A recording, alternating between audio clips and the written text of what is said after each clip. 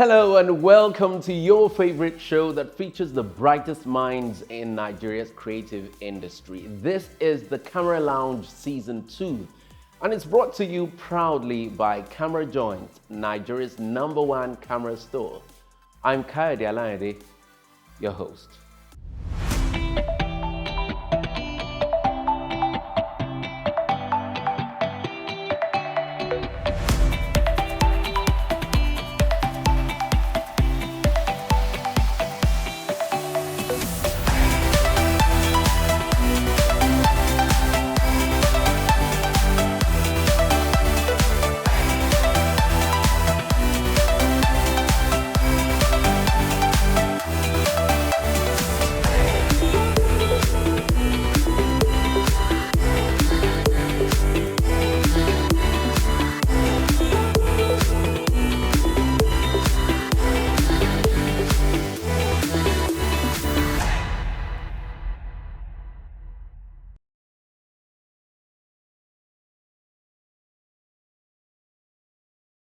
You have a chance to win a SONY A7IV camera with a 28 to 70mm kit lens in the Camera Lounge Season 2. Here's all you have to do. Subscribe to the Camera Joint and Mabike Productions YouTube channels. Leave a comment describing what you learned from each episode. Mention a creative icon you'd like interviewed on the show. Camera Joint will announce a winner at a Raffle Draw Live event in June 2023. The Camera Lounge, powered by Camera Joint, supported by Sony Alpha Nigeria and produced by Mabike Productions. Don't miss it. All right, welcome back. Today we're sitting in the Camera Lounge with a multi-dimensional creative. He's a portrait photographer, he's also a filmmaker, and he's a visual artist. He's known for the catchphrase, amazing or nothing. And he's delivered countless beautiful, visual, amazing images to private individuals, to brands, and of course, to some of the celebrities that you admire. Now, because of the contemporary feel that he delivers to his work, he's now also being described as an urban photography sensation. Welcome with me to the Camera Lounge Season 2. The amazing Clef. Was that me? that was perfect. Welcome to the show. I felt like they were calling me on stage, come and calling me one big and one like that. That's so. Beautiful. Nice to be here. Nice to be here. Thank you for having me. So you look at it, Pepsi, LG, ASOS, BBC, Maven Records, Techno. I mean, this is quite an impressive portfolio. Do you sometimes feel like, Nami be this? Yeah, I even have this, I think I have this thing they call the imposter or whatever. Oh, imposter syndrome. Yeah, I don't know, I feel like, sometimes I feel like, how did it happen so fast? Like, how, I mean, it took a while, but I'm like, Nami be this. Yeah, of course, I'm like, Nami be this. Like, wow, it's really me, like, But then I get over it really fast. And so how do you respond to that feeling? Is it a feeling of, yeah, how do you conclude when those feelings come? Most times, it's that imposter, whatever. It's like, you really deserve this. You really deserve. Then I'm like, guy, you worked hard. You deserve everything. Correct. It is you. Get into it. Enjoy it. Like, you understand? So yeah, most times I conclude by saying, guy, you worked hard for everything. You've paid your dues. You've done all the work. It's time for you to relax and be all you should be. Yeah, I mean, it's on a global sense, one wouldn't say that this is out of place. You're not 30 yet, are you? No, I'm not. How close are you to 30? I'm 28. Wow, 28. Yeah. Wow, that's impressive. Now, I want to ask you, you're currently the brand ambassador for ASOS in Nigeria, yeah, ASOS. And that's the first that they'd have. Ever in Nigeria. What's the backstory? ASOS, sometime last year, 2022, early last year, they reached out to us to do some influencing, to send us some products and use the products and give reviews and all that stuff. We worked twice and we did stuff for them twice. And after we finished both projects, they reached out to us later to say the way we handled the projects, the delivery, everything was just too dope for them not to take it to the next stage. So they reached out for an ambassadorship instead of like influencer contract. So it was just based off how we delivered on the influencing. That was what led to the ambassadorship. Nothing more, nothing less. Wow. Yes. So it was based on quality work. Quality, yes, yes. They were like, like they worked with a couple other influencers. They were very new in Nigeria, so they were testing the market. So they worked with a whole lot of other people, and they were like, you are just different. You just took this too personally. Because me, whenever I have the opportunity, I like to give my best. I like to do the best I can, so that because I might not have the opportunity again. Do you understand? So that was what we did with that project. So they were like, we're moving on to the next level. Like, let's make you an ambassador. So Wow, like, wow, this is good. Yeah. Congratulations again. Thank you very much. So let's begin from the beginning. This 28-year-old guy who was a street boy raised in Ojo. Give us a sense of your childhood. How were you raised? What were those days like in your family? If you grew up anywhere in the streets or whatever it is they call it now. If you grew up in the streets, I'm just a whatever it is they call it now. I don't know what they call it. We have different names. We have maybe some people call it the ghettos, some people call it the hoods, but if you grew up in those areas are not like as like the Lekkies and the rest of them. You get me? I grew up as a regular street boy on the streets, playing football, washing clothes, fighting here and there, driving a tire.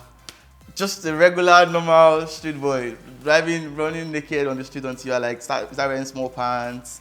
Like it's a process. So it was that down to earth ghetto. Yes, down to earth ghetto. Yes, down to earth ghetto where they are fighting every other day. Papa God win, yeah God win. LA, Alatadeo. Normal street now. Yeah, yes. If you are watching this and you know, if you know, you know. So yeah, that was basically my childhood. Growing up, normal street. Yeah, but I also understand that you didn't go to college. University, yeah. Yes. No. What led to that? Why was it like you couldn't make JAMB or WAEC or parents couldn't afford? Tell us the story around that. At that point, why did I go to university again? So I didn't go to university for different reasons. Okay. Yeah. The first one is when I was in SS2, late SS2, no SS3. We're preparing to write the WAEC. I don't know. Sciences or arts? I was a science student. I was a very good science. I was the head boy in my school. Are you serious? I was a very intelligent. Oh, good. student. So your head done the spark. My head on the hot since. Good. My head on the hot since. So I was in SS3, and I don't know what happened to my dad. I should ask that man actually, because when we were in school, from primary school, I went to the same school from primary school to I went from the same nursery 1 to like SS3. So the same school. We didn't switch schools. We didn't change schools. So wow. my dad didn't go to school, but he really, really loves education, right? So he used to be a truck driver. I used to drive trucks. So he paid our school fees. Like once the term starts, he pays our school fees. Like he's a very big fan. Doesn't want to hear. He's very proud to say they never pursue my picking them for school fees before. Ever. Or that type of thing. You understand? Yes. So not because he went to school, but because he just loves the idea of education. Then when we come back, he tells his friends. In the carry first, so when they're playing their apele, their draft and everything, like, he's very proud. He loves school. Oh, my man. Yeah, like that's my son. Like he loves this whole school thing. You see, so he paid our school fees before, so they never sent me home for school fees or owing anything. They never sent me home for that. But then we got to SS3 and things got a little bit rough for him. I don't know, it got really, really rough, and he couldn't even afford to pay for my WAEC. Do you understand? And my principal called me into the office one day and said, "Okuchuku, what's up? You haven't paid for your WAEC, what happened?" I said, "My dad, blah, blah, blah, blah." The man gave me money, gave me 16, 8 or so. I can't remember how much it was, or 12. I can't remember how much it was, somewhere around 15K. He gave me the money and said, "You have to write WAEC, go and pay for the WAEC." That was how good I was as a student. Like my principal paid for my WAEC, you see, because I was very, very good. Like it didn't make any sense that I would not write WAEC. So I wrote WAEC. But the reason why I didn't go to university was because, number one, I have different reasons why I didn't go to university. Number one was my my dad wasn't looking like he could spend any money. That was the first reason. Like when you're in a family, when you're growing up and you're like, this man don't try. Like, what I mean is, he could have tried harder, but these people, they are limited by how much they know. You see, if you went to school, he would have known that it's not that expensive to send somebody to school. Maybe you're in a lag or something, 35K per semester or something. I don't know how much they really charge for this stuff. But I was like, I became aware of my environment from a very, very young age. I was like, these guys don't really have anything to offer me at this moment again. Let me just go out there and try to do something for myself. That was the first thing. The second thing is that I lost every interest in schooling. When I was in late SS2, early SS3, I lost interest in schooling. I'm so sorry. This is what happened. My brother was writing JAMB, so he brought they have those courses. They have this big pad that contains all the courses, all the universities. Yeah, so I opened that. Oh, the brochure. Yeah. So I opened that and I looked through all the courses, and I did not find a course that looked like something I wanted to do. It was medicine, engineering. I want to do medicine. I want to do engineering. I was in science class, but my mindset was already changing. I wanted to be a businessman. I wanted to run a business. I wanted to do something that I wake up every morning, I go and I love to do. So I was losing interest in the whole cliche, primary school, secondary school, university, get a job, get a wife. I was losing interest in that's normal. You go get wife, sir. I will get wife because. Okay. No, I'm saying, instead of to go to school. Yes. Yo, if you're watching this, go to school. It's not me. This is not. I get the drift. Go to school. But I wanted to just. I got bored of the whole routines. I was like, let's switch it up. So 2 things. Number 1, people don't get bad, so obviously afford them. Then number 2, I wanted to do something else in my life. I don't know where that came from. I don't know where that came from. As such a young boy in the streets, I don't know where that whole thing came from. But I wanted to do something different in my life. I think it was just God just saying, "Guy, go and do your own thing." Yeah. Wow. Yeah, I don't know how to explain that. So it was so clear to you that school wasn't not for me. you. No. But again, if school wasn't that big in your mind, what did that decision of not going to school make you do? What were the steps you were now taking? Okay, beautiful question. So I was aware that if I did not go to school, I'm just being very realistic now. Yeah. But I was very, very aware that, okay, you're not going to school. So this is it. In the next 4 or 5 years, you would have to start competing with your classmates that went to school. Absolutely. Not like competing. Like, I'm just telling you what I was thinking. That's brilliant common sense. So in the next 4 years or 5 years, 6 years, you have to start competing. Not like necessarily competing. Like you have to make sure whatever it is you're doing with your life now, it's going to make sense. Yes. You get that you won't compare pale to them at the end of 6 years. I was the head boy. I was the cream. You're the top boy. Yeah, I was the top boy. I was the head boy, the freshest, the smartest, and everything. So I was like, I can't leave this setting and see them in 6 years. And you're running. They come to say you run that different things drive different people. Yeah. My own drive was that at that moment, at that point. Yeah. You get. So I was like, you have to take more share. You have to use this your life to do something. Before I finished secondary school, before I wrote WAEC, every Saturday I went to Alaba. I went to the market. It was very close to my house to look for something to do, downloading, put songs on people's phones, configure their phones to browse on the internet. You see. So when I finished secondary school, when I wrote WAEC and just have that pali, I was like, okay, good. I didn't even spend 2 weeks at home. I already started going to Alaba every day. You know Alaba International Market? Yeah, I do. I started going there every day. You resumed in Alaba? Yes, office. That was my new office. Yeah. So your first day going to Alaba, what was like? Whose shop were you going? The first day ever going to Alaba? Yeah. Nobody shop. Just you walk just around enter Alaba and start market. looking for where they wrote vacancy or something. Okay. Just look around. Because I was very good with the computer when I was in secondary school. Okay. I mean, I used to like teach my classmates computer. Computer was new to us. The big head computer and everything was very new in our school. And in our school we had just one. My school we had just one. Not like the schools where you have like 20 computers. No, we had just one computer. So classes took turns. So I was very, very good with computer because I had one at home that one of my uncles had. I was learning how to paint from him. Like I was learning how to paint, how to do. I was doing a lot of stuff. I'm thinking about it now. Just like, okay. I'm thinking about it now, and I was doing a whole lot of different stuff. So I had the computer knowledge. So going to Alaba, I was looking for computer job, receptionist, cyber cafe. Is that what they call it? Cafe manager or attendant. Yeah. I was looking for graphic designer opportunities. You understand? I was looking for different vacancies. So I have a question for you before we move on.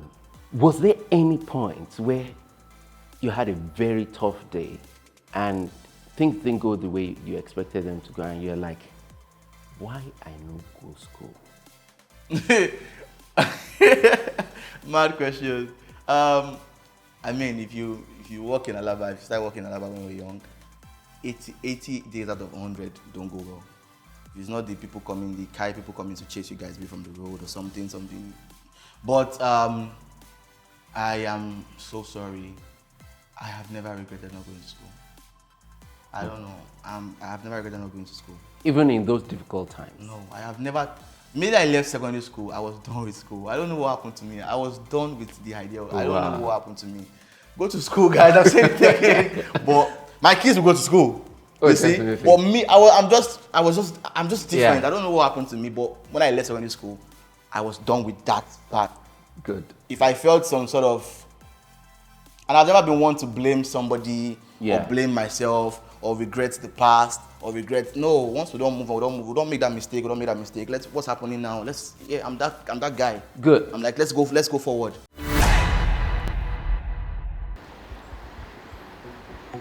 Okay, I'm with my best friend. I'm sure you guys know already. My best friends are always the Sony cameras, and this is the A7R5, recently just dropped by Sony Alpha. It's a 60 megapixel camera, and you know my favorite thing about the Sony is the autofocus system. It has an improved autofocus recognition. You can actually save, the subject's face on the camera, and then it follows through anywhere the subject goes through. Your focus is intact. In terms of video, it has 8K at 24p, and then it shoots 4K at 60p. The videos are amazing. I call it a hybrid master because you can actually use it for photography and video at the same time. It shoots 10-bit 422 video options and also includes S-Log3 and Cinetone. It's a very easy way of shooting and getting your images ready for your client. And then in terms of raw files, because I know you're going to be saying it's a 60 megapixels, in terms of raw files, you can actually reduce it and have 26 megapixels and also have 15 megapixels. My best friend is the Sony A7R5. In terms of technology, it's a great camera. In terms of build quality, it's amazing. Ergonomics is amazing. The way, the grip is, it's quite very sturdy and all. Sony camera is my best option. I don't know about you. How did you get into photography? So I'll give you a very, very short how this whole thing happened. So on my street, my mom used to sell rice on the streets. So the next two shops was an artist. What they call them? The traditional artists that do stencils. Okay. That banners. They're graphic artists too, but like in a very traditional. Yes. So they'll cut paper and the mesh screen printing. Yes. Dabbing the stencil, banners, everything. We're making frames, making birthday frames, making all of stuff. Yeah. It was next two shops. Before he came there, it was a lady that used to sell recharge cards, right? And she was my friend. I went there one day, I didn't see her. I said, bros, good afternoon. Where's that auntie? Oh, that's my sister. She left. I'm an artist. I'm like, okay, good. I want to start staying with you. I like you. Let's start spend time together. So I started learning. Let's start vibing. Yes, because I started learning from him. So that was my first encounter with art. That was my first encounter with art, generally. Do you understand? That shop there. Then later, he bought a computer. So art, computer. And I got into Alaba. I started doing graphic design later. After doing downloading and everything, I started doing graphic designs later. So from graphic design, this is how I started doing photography. I used to make graphics in my shop for mixtape covers. Wizkid versus Davido, Wonder Banger, something. When I came into this space, I wanted to do it differently, right? I started doing it like the Yankee way. I'll show you the typical one. I'll show you mine. I started doing it the Yankee way. So when these guys come to my shop to design, they bring me terrible pictures. That they shot with phones, that they shot with one anyhow. I was like, Then once in a while, they bring me pictures from Tobidator, Tokpe Upload, Obisomto. Okay. Once in a while. Maybe Kelechi Amadi. I didn't know it was him. It was him then. I didn't know his name. You just knew that these pictures were mad. Yes. So they bring it in a flash drive, and they had names. They had their names like instead of DSC, whatever. They had something CCD, something. So I was like, these pictures are different from these phone pictures and this other stuff you guys bring me. Why can't you keep bringing me this same quality? They can't afford it, blah, blah, blah, blah. I'm like, okay, how can I bridge that gap? How can I combine doing the graphic designs and taking the pictures that I like, that makes my work easier for me? So I went and I said, okay, let us start photography. Let us start taking pictures. And also my girlfriend played a very, very important role in me studying photography. She's still your girlfriend? Yeah, she is. You're the correct guy. You're the correct guy. Babe, don't leave there. I do or die. You see, so she said to me one day, so she had always been the businesswoman. She said, this graphic design thing. We started dating for like 6 months or 1 year. Then she was like, this graphic design thing. You know women now, she's like, you're making 500 naira for one graphic design, 1K this.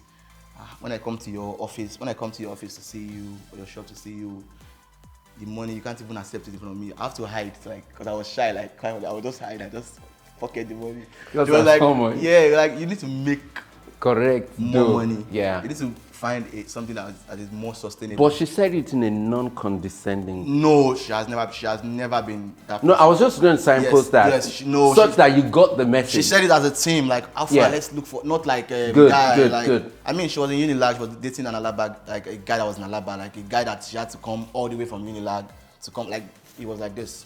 Good. She was in Unilag, I was a street boy. Boy, your head correct. And maybe, I don't know, I don't know what she saw, but she came, she said, she spoke about it too. So it was 2 things. That one, and she now telling me we need a business, we need something that you can make good money from. Boom. I went to buy red lights.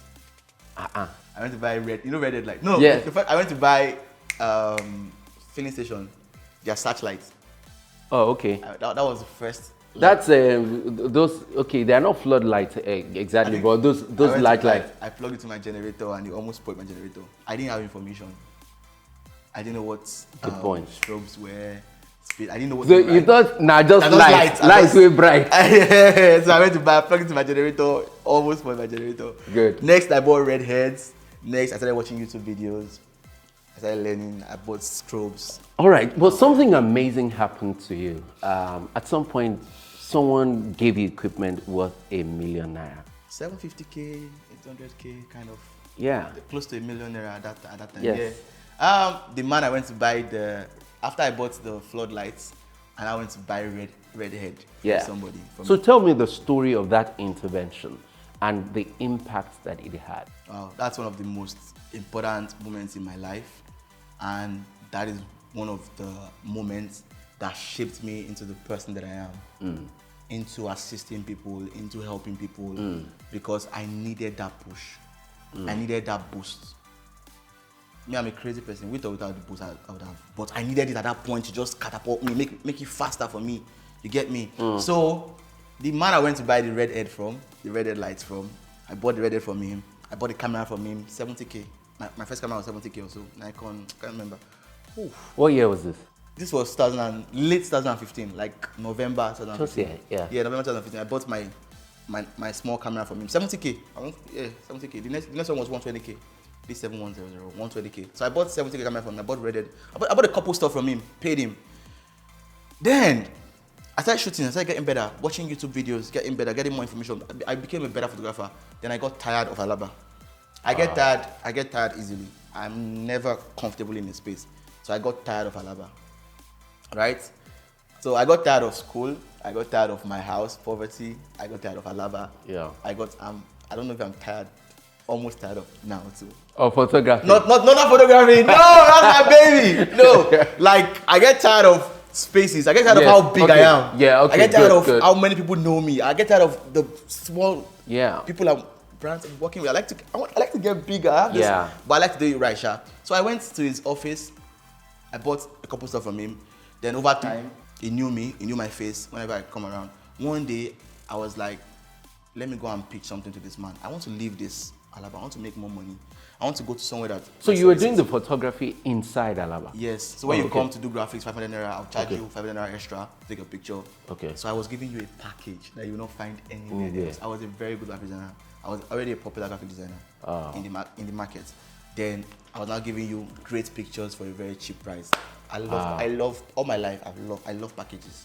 I know how to build packages. People like packages. They like buy one get one free.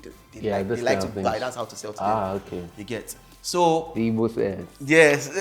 So this man, I went to his office one day and I was like, sir, can I see you, sir? He said yes.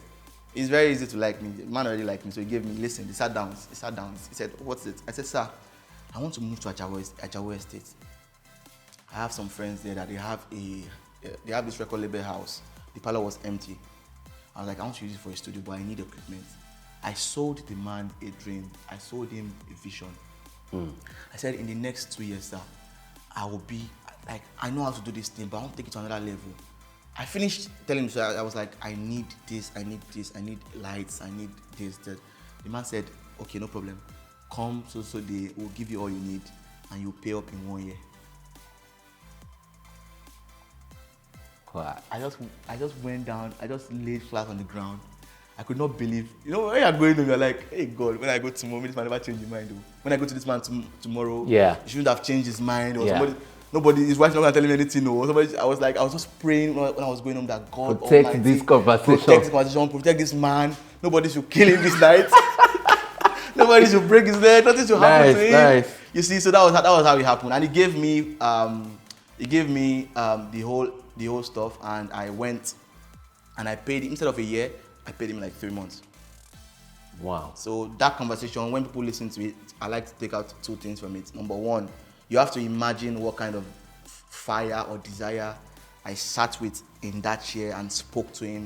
You have to imagine what he saw in my eyes, and do you understand what he saw, what he felt, and how much trust and loyalty I was able to build up to that point for him to be like, okay, take.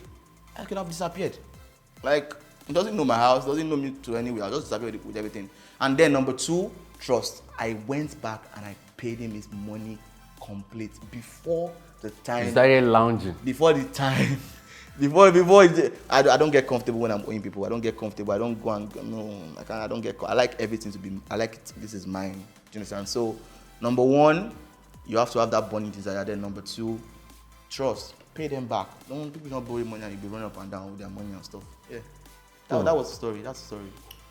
So, how did that intervention impact your business? I mean, what would have? We all know how expensive photography equipment is. It takes you a while. You shoot more, you save, you shoot, you arrange, you shoot. You go and buy one lens. You shoot 6 months. You go and buy. You know how expensive a camera is. Yeah. It takes a long time. And it happens that the people you buy, the people for whom you buy those things don't. They don't even know. But yes, they don't know what's happening. How expensive it is.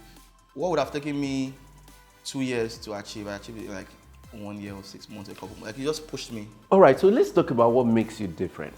You know that man could have given that same intervention and package to someone else aside you. And they would have had a different or poorer results than he had now. That's beautiful, yeah. So what's the difference? That's beautiful. That's a beautiful question. You're good at this. Okay. What made me different at that point was my hunger. I was very, very hungry. Like, I knew what I wanted. I knew what I wanted to do. I knew that this was what I wanted to pursue. I knew I had no options. No school. You see? So I was hungry. I was hungry. I was very, very hungry. I don't know. I think I was just very, very hungry. I was very hungry to just get something going. I was very, very hungry. And I was very passionate. I just fell in love with photography. I just loved the rush. I enjoyed doing it every day. Nice. Like this, it was too sweet. seeing the reaction when you take a picture and you show them and they're like, damn, wow. It's like, it gives you a rush. yeah, this rush, like, let's go. So I was very, very hungry. I was enjoying this new thing I just discovered that I could do. I was enjoying learning new secrets, new stuff from YouTube and showing and trying it the next day. And you see, so I was really, really enjoying it. So I was very, very hungry. And then number two, I felt like I had a point to prove. You know what, Clef? We're going to take a break now. When we come back, I'm going to ask him how someone can develop that kind of hunger. That'll be after the break. You have a chance to win a Sony A7IV camera with a 28 to 70mm kit lens in the Camera Lounge Season 2. Here's all you have to do. Subscribe to the Camera Joint and Mabike Productions YouTube channels. Leave a comment describing what you learned from each episode. Mention the creative icon you'd like interviewed on the show.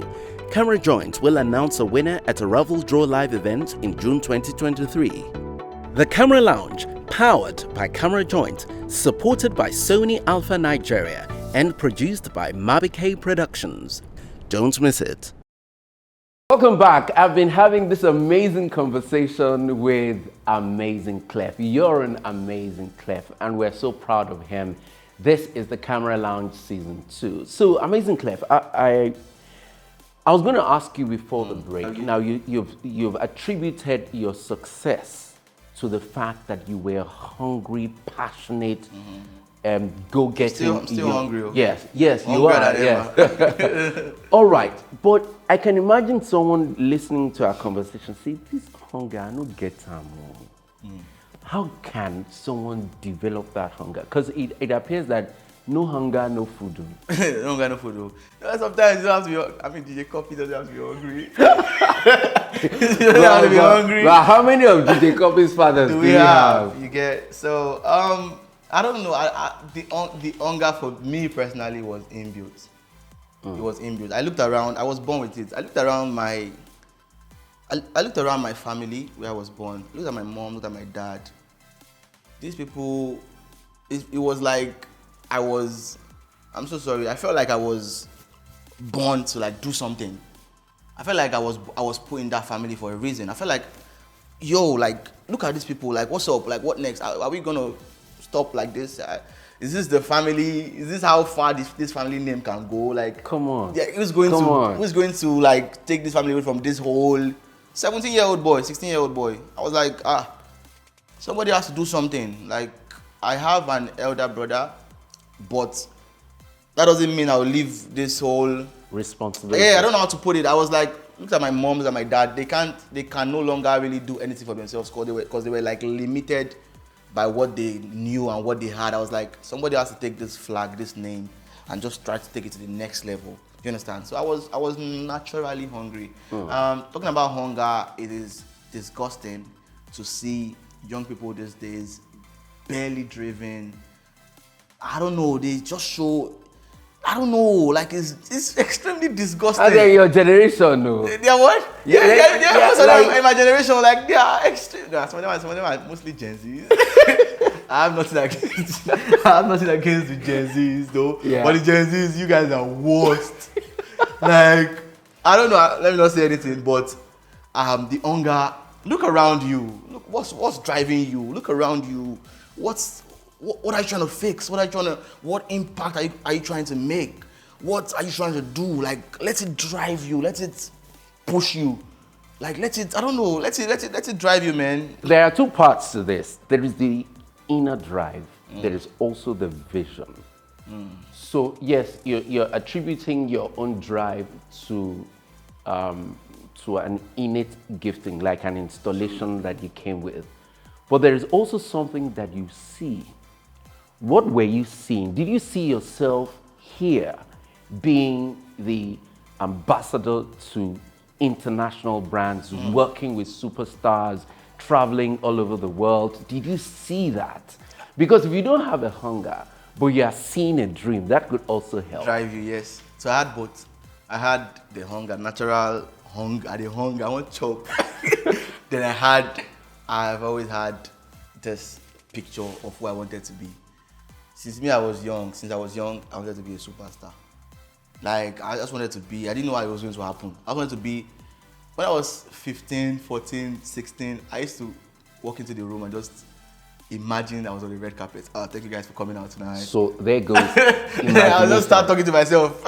Imagination. I start saying, thank you guys for coming out tonight. My name is, I used to have another name. Oh, wow. My name is, I literally planned these interviews before they happened, like in my head. Like, I imagined receiving an award. Thank you so much, everybody. Family, I love you. Wow. Wow. Everybody did this, right? No. Do you know what I'm saying? Wow. Because, I mean, when you read self-development books, you listen to people like John Maxwell and the greats. They tell you these things that imagine. And here I'm sitting with someone saying... My mind is very wild. Like, my mind is very, very wild. I paint pictures a lot in my head. Since I was very, very young, I paint a lot of pictures. I imagine being on an airplane. Just imagine all these things, like, naturally and generally. So, yeah, there was that vision. But one thing about me is that when I'm looking at a ladder, I don't necessarily look at the top of the ladder. I look at the step before me first. Do you understand? I build a vision, or I imagine things that are, I imagine crazy things, big things, but I start with like the realistic. With the first link. The low-hanging fruit. I see people with imagination that want to be the president of the country. Start from something, like you have to be something first. I want to buy a Benz. You got to buy a bicycle first. Like, I want to buy a Benz first. That's fine. Yeah. That's fine if you can make it work. But me, I've not been that guy. I've been the guy that, let's start with something. Let's start with the first step, then we'll get to the top of the ladder. Not let's just jump, you see? So, yeah, always had that vision too. Wow. And so you built this amazing business, from your personal creativity to graphics to all of that. And you built activated studios, activated TV, and all of this. Now, where did you develop the business acumen to put all these things into structures? I don't know. For real, I don't know. Personally, me, I don't know personally. I was in Alaba for like a couple years. That was your business school? Yes. That was my school of life. That was my business school. So we did a lot of stuff, from seeing people on the road and trying to convert them into customers. So all this marketing, blah, blah, blah. I've been doing it from like the basic. Then I come up, I read books. Oh, I've been doing this. I know how to do this naturally. Let's just package it in English and with flyers and stuff. So I've been marketing for a very, very, very long time. So, so I think this whole business mindset comes from reading books, from Alaba, natural business space. That's like the realest. Your internship. That's the realest business space, like, you understand? 3, my mom used to sell rice when I was growing up. So I started branding and marketing from her shop. She had 3 competitions on the streets. Yajubi, Togo woman, and one other person selling food on the street. Are these real names? I'm serious, for real. So I had to look for ways. I'm thinking about it now. I had to look for ways to make sure my mom sells more than everybody else. As a young boy in secondary school. So I looked for different things. Oh, wow. I see now. So I see. Yeah. Books, real life, movies. Then I watch a lot of YouTube. Let's talk about opportunities that are present in this generation. That your mind is screaming, guys, can't you see this? Now, what opportunities are in this generation and in today's world that young people, creatives, are supposed to see but they are not seeing? I feel like there is a whole lot to be done. All my brands, everything I'm doing right now is just me sitting down one day and saying, exploring my different sides and the different things that I love. I love music so much that I have to do something. I cannot leave this world. I cannot die without doing something that concerns music. I used to be a rapper and singer, but fine, I can't rap and sing now again. But this music thing, we must do something about it. That's Activated TV. Wow. Do you understand? So you're giving structured expressions to my loves, desires. to my desires. Oh God. They're boy well. They're boy well. Everything I do is just me sitting down one day and saying, since I was really, really young, I wanted to be a radio presenter. Ladies and gentlemen, welcome to 98.1. They will increase the volume again. I used to listen to Fade Ogunro. I used to listen to Joyce and N6 on Cool FM every night. I love the way they used to speak. Then boom, later now I'm comfortable. I started a show on Activity TV called Show Off. I host the show myself and I'm doing everything. You see, that's just me trying to just enjoy all the things that I like to do. You see, so sit down, everybody watching this, sit down. There are two ways to do it. Number one, look for a problem and solve it. Look for a problem. That's like the best way to cash out. That's the best way to look for a problem, something stressing everybody. Uber. There's Uber. There is Paystack, making payment solutions for everybody all over Africa easy. Just look for a problem and look for a way to solve it. That's one. And then number two, look for the things you really, really love to do, that you enjoy doing. Then try to build whatever you call it around them. Wow. Wow, this is amazing. A lot of people see your work and like, yeah, this guy is amazing, but I can work at this level as well. But my business is not on that level. So what do they need to adjust? You have to understand that there is being creative or being a highly skilled individual, and then there is being a businessman or knowing how to run a business. It's two different things. If you are very talented, you have all the skills, you can make great images, make great videos. It's totally different from being able to take that service, take that skill, whatever, and convert it into a business that is sustainable. So you have to explore. After you are done learning how to do everything, you have to figure out a way to learn how to sell it, how to market it, how to sustain it. You understand? And if you can't, we have people that are skilled in that. Since 2016, 17, I've had a manager. Oh, yeah, since 2017, I've had a manager since 2017. Tell me why a guy that just came from Alaba to the island, just moved to the island from Ajawa State to the island, why did he need a manager? When I started using management 2017, it looked very, very weird. What's the photographer doing with the manager? I don't know the business aspect of this thing. Somebody went to school to study this whole business, whatever thing. So let me take pictures, let me do you write all the emails, you reply I don't know how to speak English, you reply the emails.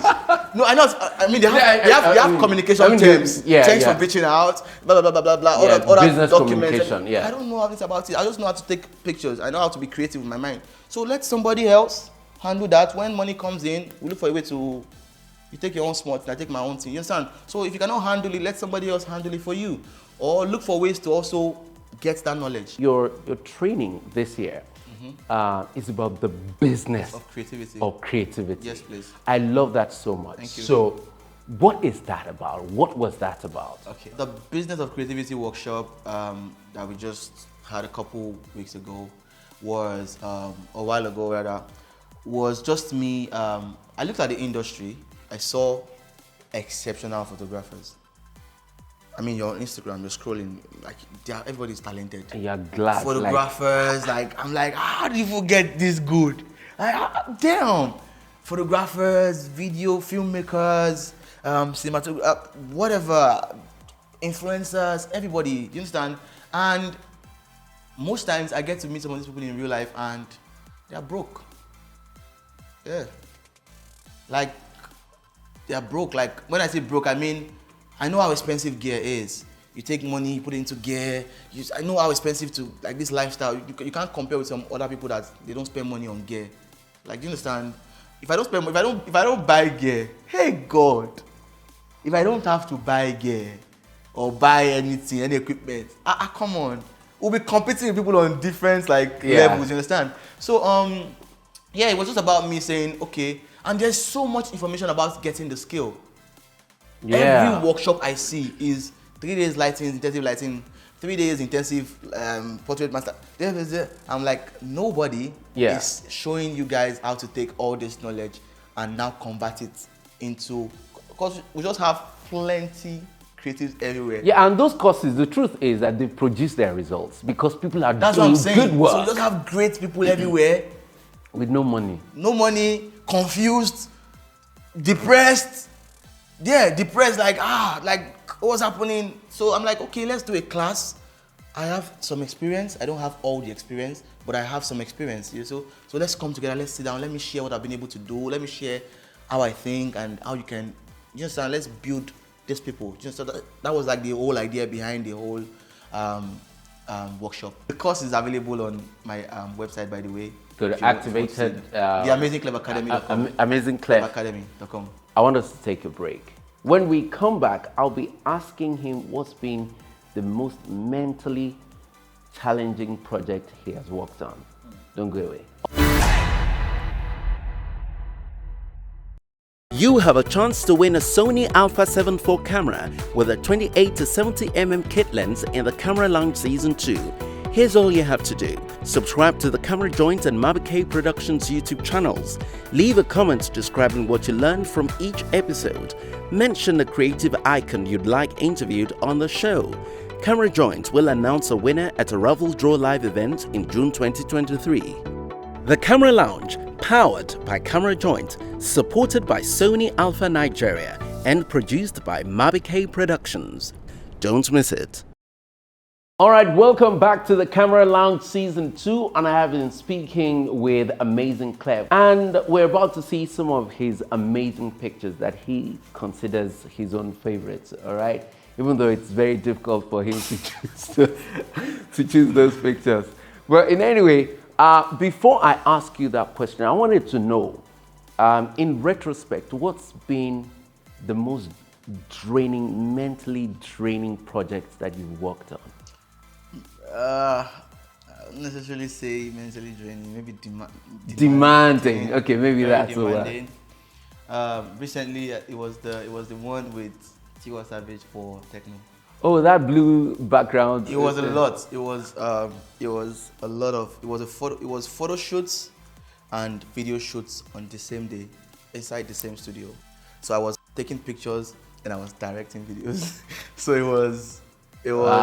was very demanding, and it had to be done in a short period of time because you know how the celebrities are with their time and everything. So it was extremely demanding, coming up with the ideas, coming up with the creative direction, lighting, directing, then shooting images myself. That was extremely demanding, but we pulled it off and we made really, really great work, and I'm really proud of that particular project. I want to ask you, on this journey, what's been your most embarrassing moment? Like, how did... I just thought of one. Like, you're asking yourself, wait, how did I get here? Oh my God. Okay. I've had a couple embarrassing moments, but they barely happen now because I'm more professional. Like, I know my work better now. I think the most embarrassing I can remember was I was shooting Timaya for a magazine. Okay. I was shooting Timaya for a magazine, and I was shooting with a 50mm lens. I was shooting with a one lens was about 85. I was trying to get like close-up shots and waist-up shots and stuff. So I was shooting 85 or so, and I shot him for a while. I was like, okay, now, boss, we're gonna switch to like full shots. It was like, it was very loud. It was like, why they snap the full shot? And it was right actually. I was supposed to use like a zoom lens or something, or maybe 24 to something to like be able to get full shots. And these guys don't have time at the same time. But it was like, he raised his voice, and I felt really, really like there were girls, there were babes. There were babes. There was like everybody was there. I was like, he raised his voice, and he was like, you're supposed to be shooting. Obviously, I'd worked with professionals before me, and they shot him the same time. Yeah, they'll do close-up and then... Me, I was doing close-up, and I had just 2 lenses. So I'll do close-up, and you were using only prime lens? Yeah, I was using prime lens at that point. Yeah, so I will do full shots, and I'll come and do close-up. So, yeah, basically. So I felt embarrassed. So let's look at some of these pictures, amazing pictures that you've taken. This first one is a portrait of Buju. Sorry, BNX Benson. we shot like about a year ago for, they were going to have this concert. Pictures to just headline the flyer and everything. I just love how simple, I think this is the cleanest milk project I've ever shot in my life. I just love how clean and simple it just is. I don't know, gray backdrop, the skin is doing the work, there's the white shirt, black suits. It's just clean. Yeah. Yeah, it's just clean. I just love how simple and clean it is. I think that's why I just love this particular image. Yeah, and I think the model himself brought out the attitude of The attitude, the it just looks so confident and so, I don't say cocky. I just love, I love this image so much. Yeah, beautiful. Let's do the next one. So, nice. Nice. This was created, I can't remember where we shot this, but this was just me just trying to do something creative and just be artistic. We have a lot of color going on there, and So this was a private project. Yeah, this was I wasn't commissioned to do it. This was just me trying to just do something. So I really love this image because it's very, very colorful and it's extremely inviting. And yeah, I love it. Very creative. The stuff flying around was created with shine. I don't know if you know shine. Oh, glisters and what. All right. This is bride walking on water. Actually, we were shooting. I was in Abuja, and we're shooting with this beautiful model. This is also a personal project, personal fashion collaboration project with a very great fashion stylist and model when I was in Abuja some time ago. Also, we went to this. I was hearing about this very nice place, Ushafa. He said they had this mad location. I was like, okay, let's go see it. We spent like 3-4 hours to get to the location. It was like from Abuja. Yes, from Abuja itself. Yes, it was like we're doing like hiking. We had to go through like some. I was like, this is nice. This is like good ultimate search. So we got there and it was a very nice location. We were shooting, and I saw this rock on the. I saw this rock somewhere on the water. I was like, can you go there? She said yes. I was like, okay, good. Let's help you. We helped her. She got there, and when you look at the image, you think she's standing on the water. But she's just standing on just one small rock and used that dress. And then you just laid it's lovely. a very beautiful image. I beautiful, love it. Beautiful. And I also like the way you then used the hills on the background such that it can reflect. In the water also. In the water. That was good. That was not me. Amazing. That was good. You know, it was your positioning. Yeah, of course. You know, yeah. Good. I shot this in Ghana. Also, this was for a fashion brand. This was for Mimi Yeboah. My friend actually. How did that come about though? From Ghana? Yeah, I went to Ghana. I traveled to Ghana, and I have this friend. She just moved from the US. Very exceptional. Yo, let me give you your flowers. Mimi Yeboah is exceptional. She makes the most beautiful dresses in Africa. I like that expression. She makes. Let me give you your flowers. Let me give you your flowers. Like, she's very, very good. I'll use it on somebody. She's very, very good. So she made this. She made some nice dresses. So we went out. This was a drone shot. Shot it with a drone. It's eye view. I just love how she's really beautiful, but then her dress is looking really elegant. But then she's in this sort of gritty environment. So I called this one. I think I called it Diamond in the Rough or something. Wow. She's just elegant, but then she's just the environment doesn't really. Was she the model? Yeah, she was the model. Oh, no, no. Maybe Mimi was not the model. We got another model to do that. All right. I shot this 2020. I was going through a heartbreak. Not necessarily relationship heartbreak. Okay. Somebody I trusted so much. Disappointed. Did something. So I call this one "Watch Your Back, always." So it's just basically it's the image on this wall also.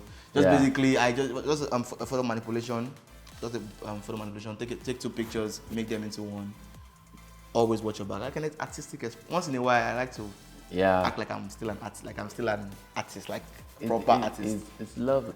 Amazing, Clef. Thank you for who you have become. Thank you for using the lessons that you've learned out of life. Thank you for being an inspiration to young people and older people alike. Thank you for being a blessing to the industry. And of course, to Nigeria. We are glad to have you on the Camera Lounge Season 2. Shout out to Camera Lounge, shout out to Camera Joint. Yes. Thank you for everything you're doing for creatives also. This is extremely beautiful. Thank you. Thank you for having me. Thank you very much. Actually. All right, and that's it on the show for today. Many thanks for watching. I'm Kaide Alayande. Bye now. You have a chance to win a Sony A7IV camera with a 28 to 70mm kit lens in the Camera Lounge Season 2. Here's all you have to do. Subscribe to the Camera Joint and Mabike Productions YouTube channels. Leave a comment describing what you learned from each episode. Mention a creative icon you'd like interviewed on the show.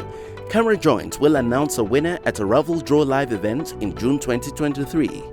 The Camera Lounge, powered by Camera Joint, supported by Sony Alpha Nigeria and produced by Mabike Productions. Don't miss it. Okay, and with my best friend, I'm sure you guys know already, my best friends are always the Sony cameras, and this is the A7IV, recently just dropped by Sony Alpha. It's a 60 megapixel camera, and you know my favorite thing about the Sony is the autofocus system.